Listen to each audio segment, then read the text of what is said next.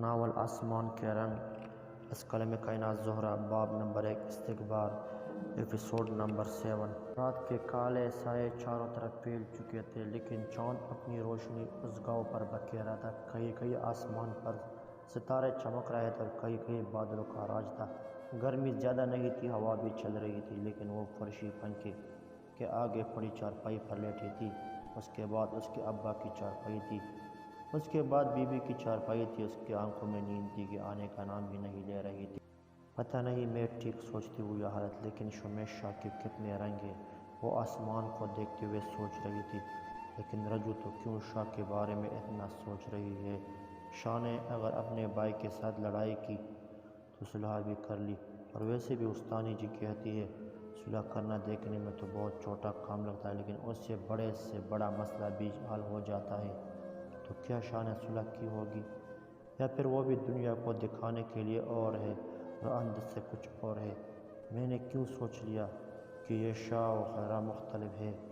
آخر وہ خون تو انہی کا ہے، لیکن شاہ کے لہجے سے تو شاہ ایسا نہیں لگتا۔ رجو نے اب کروٹ بدل لی تھی اور اب اس کا چہرہ پنکھے کی طرف تھا۔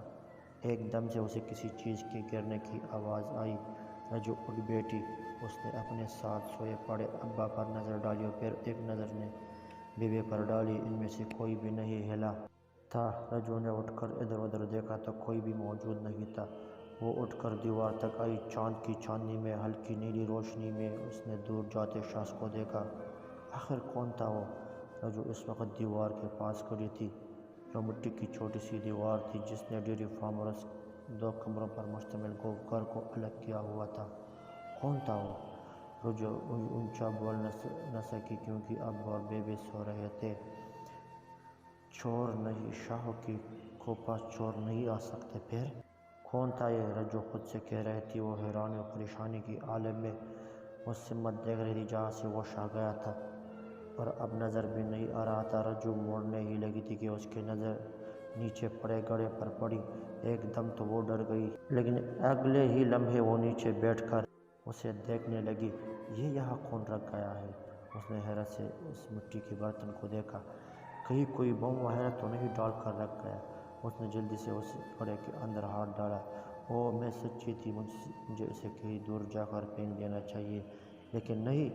اس نے مزید اس چیز کو چھوڑا جس سے اس کا ہاتھ لگ گیا تھا، وہ تو کاغذ محسوس ہوتا۔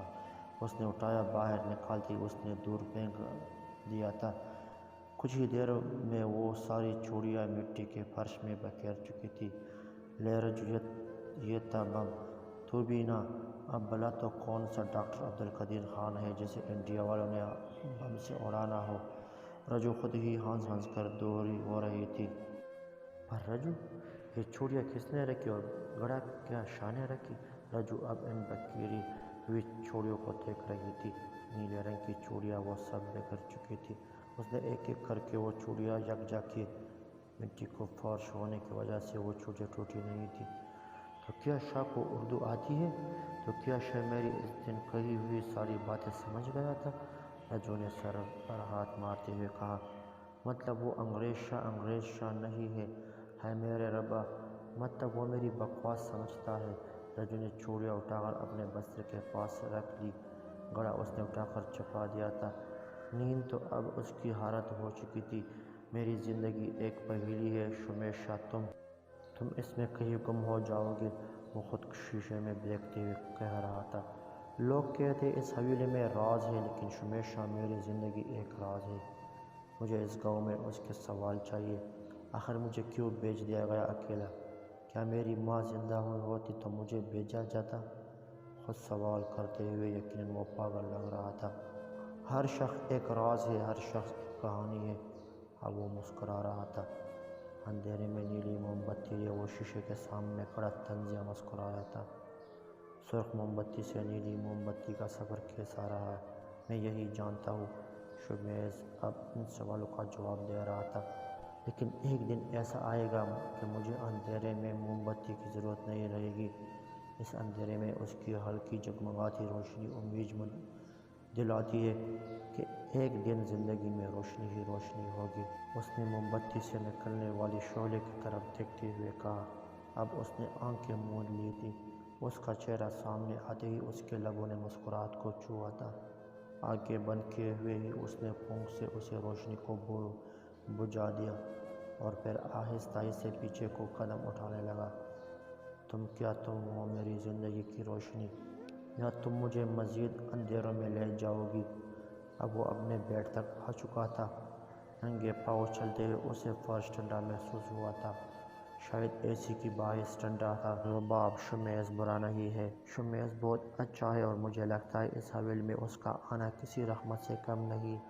دلکش اور رباب دونوں رباب کے کمرے میں کھڑکی کے پاس کھڑی تھی۔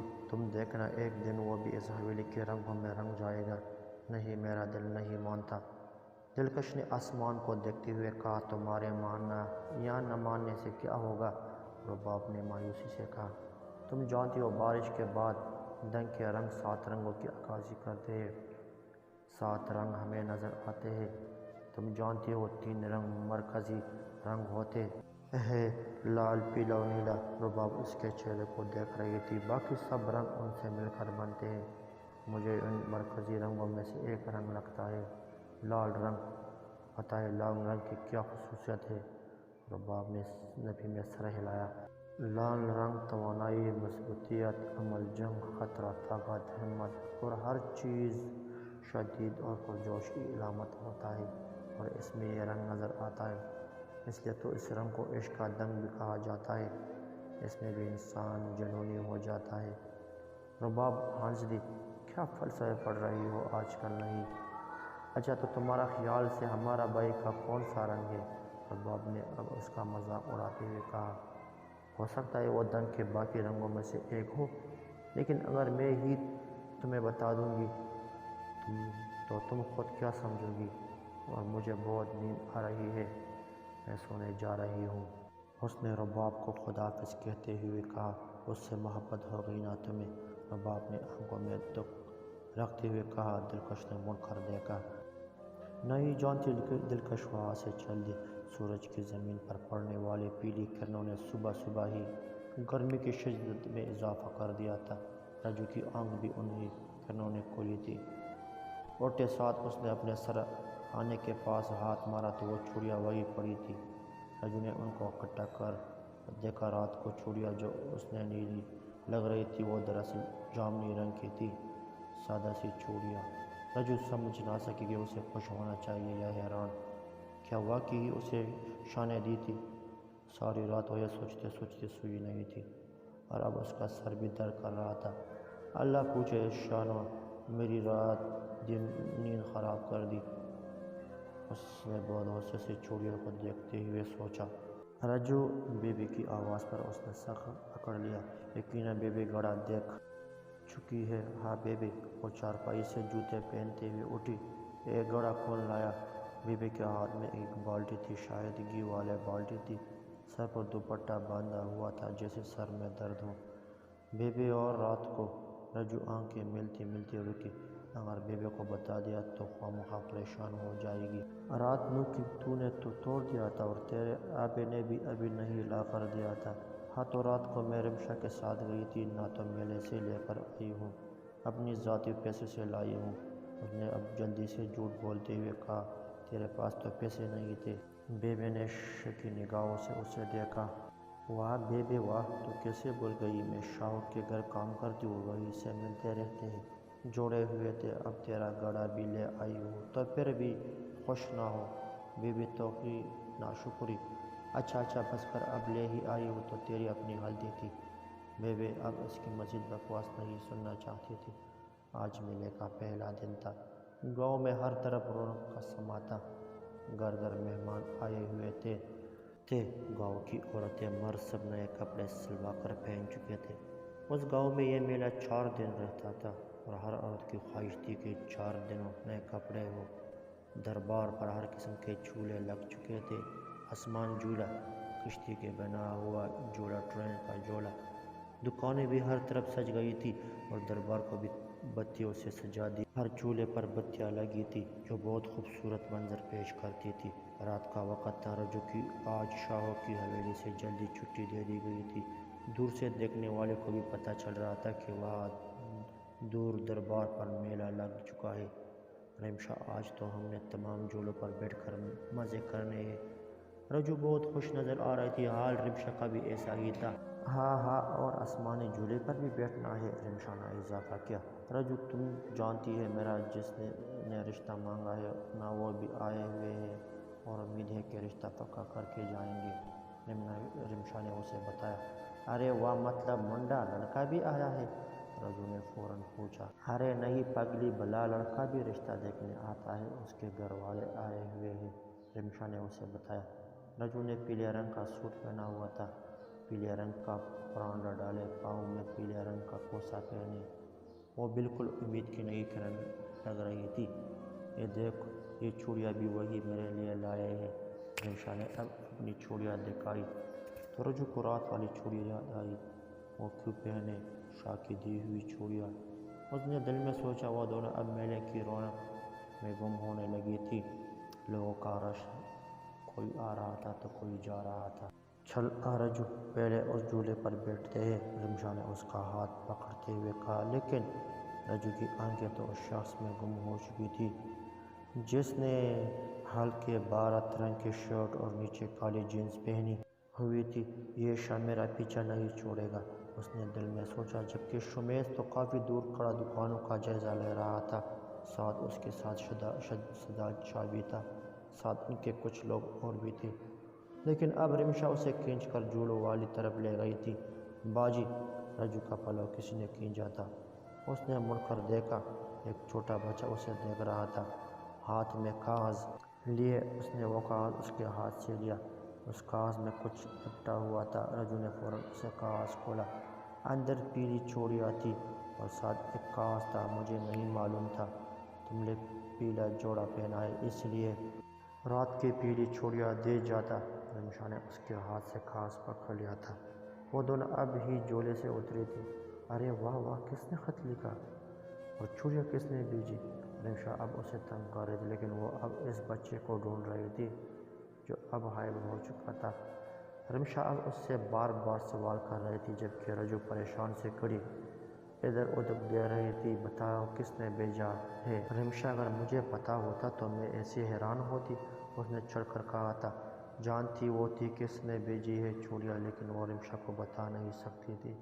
چل بس کر، موڈ نہ خراب کر، میلے میں ایسی حرکتیں رہتے ہیں لوگ، رجو کے چہرے پر غصہ دیکھ کر رمشا نے کہا۔ نہیں پہنوں گی میں یہ چوڑیاں، آج ہی اس شاہ کے منہ پر دے ماروں گی، اس نے غصے سے سوچا۔